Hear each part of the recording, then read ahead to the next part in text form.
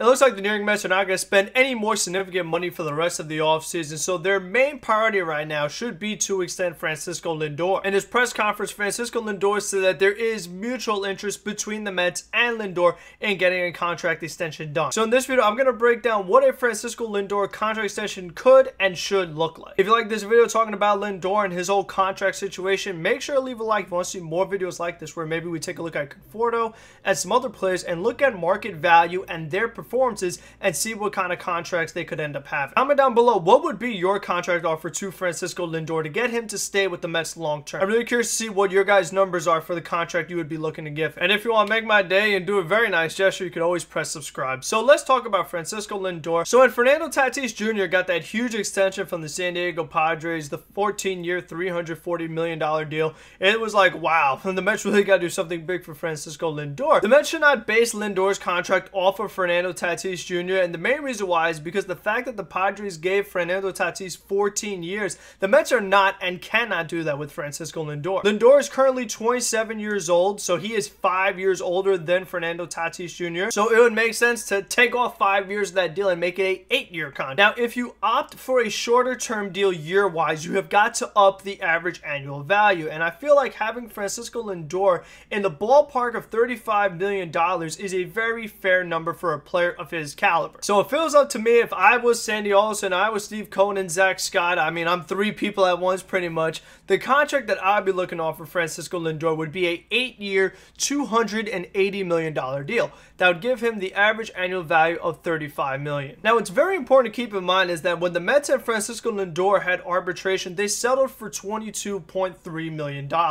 And the Mets have around $13 to $15 million left in cap space to spend in this offseason. So if Francisco Lindor won the contract to impact this year and his average annual value went up to $35 million, the Mets would be right at the luxury tax. Now, I would not consider myself a cap expert, but if you could defer some money like the Washington Nationals love to do, or make some signing bonuses or other little special clauses, maybe you could still get Francisco Lindor to be paid $35 million this year and still stay under the luxury tax, because it will be very close. So maybe if you move around a little bit of money here and there, that could be something that would be very appealing to the Mets, because you're able to extend Lindor and not pay any luxury tax penalties. And the reason why that is important is because you have the new CBA next year, and we know that the Mets are going to be a repeat offender come next season. Once Robinson Cano's contract is back on the books next year, once Robinson Cano's contract comes back next year, you're probably going to be over the tax, especially if you re-sign Francisco Lindor, which again, it shouldn't even be a choice. Like, it is something that has got to be done.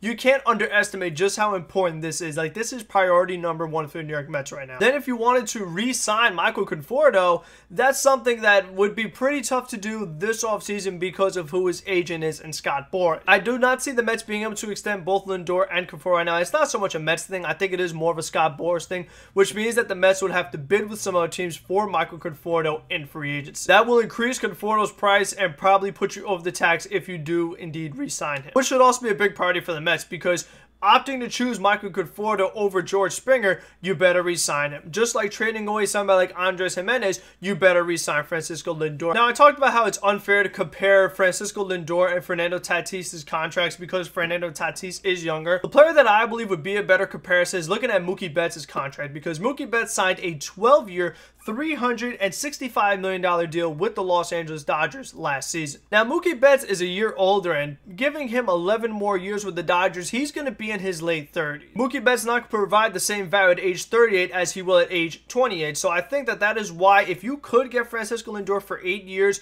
he'll be done with the contract at around age 35. That's a nice place to stop, and you don't want to push your luck. Look at what the Angels are dealing with Albert Pujols right now, who is 41 years old, getting paid a whole lot of money. You don't want to be in a scenario like that. Look at what the Mets are doing with right now with Robinson Cano, who I mentioned earlier. I mean, Cano is not giving you the value that he would have 10 years ago. So you don't want to keep paying that amount of money if the player is not going to keep living up to that value anymore. However, if Francisco Lindor does say the only way I will stay with you is the same contract Mookie Betts got, 12 years, somewhere from $350 to $365 million, you have to do it. That's just how important it is. And Cohen said that if there was a team that he would like to emulate, it would be the Los Angeles Dodgers. So prove it. Show us that you're the richest owner in baseball and give Francisco Lindor whatever he wants. That would just be my philosophy. I mean, ideally, you would like 8 years, $280 million, just like like ideally you want to give James McCann 2 years or 3 years, but it just doesn't work that way. Players can be pretty tough to negotiate with, and they want the biggest contract possible, and you can't blame them. And with the direction that baseball is headed right now, we look at what Trevor Bauer got with the Dodgers. Contracts are going up, up, and up. So, I mean, eventually you're going to have to keep paying these guys a pretty crazy amount of money. Contracts just going to keep going up, so that's the way baseball is right now. And if you want to have a player of Francisco Lindor's caliber, you got to pay him the money he deserves. I feel like already Francisco Lindor is showing the kind of value he could have for you long term. I mean, so far, the biggest thing that stood out to me in these very few spring training days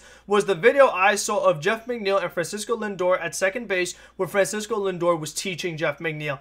That is massive right there. For McNeil to learn under a guy who has won multiple Gold Gloves, even though it is at a different position, could be so valuable to Jeff. And if Lindor could continue to teach these younger players, he could teach J.D. Davis to become a better infielder, maybe help develop somebody like Ronnie Mauricio. That could make a major impact for this team. And also, not to mention what he's going to do for you on the field, not only helping others, but what he brings to the table, being someone that gives you really good defense at shortstop, being a switch hitter, could hit for average, could hit for power, gives you good speed, and gives you a great personality, marketable personality, could be the face of the franchise. I just think that it makes too much sense. It is such a perfect fit for Francisco Lindor, the kind of personality he has, the personalities of this current New York Mets team. Young guys with a lot of energy. I feel like Lindor is the epitome of that. They call him Mr. Smile. He's just everything you're looking for in a franchise player, and I think the fact that there is mutual interest from both sides is a really good sign, and once again, it is something that absolutely has to get done. So I hope this video helped you guys out, giving you a little bit of insight to look at what the contract could and should look like, because you know what, there's a number that you'd like to give him, but again, you have to look at what other players got,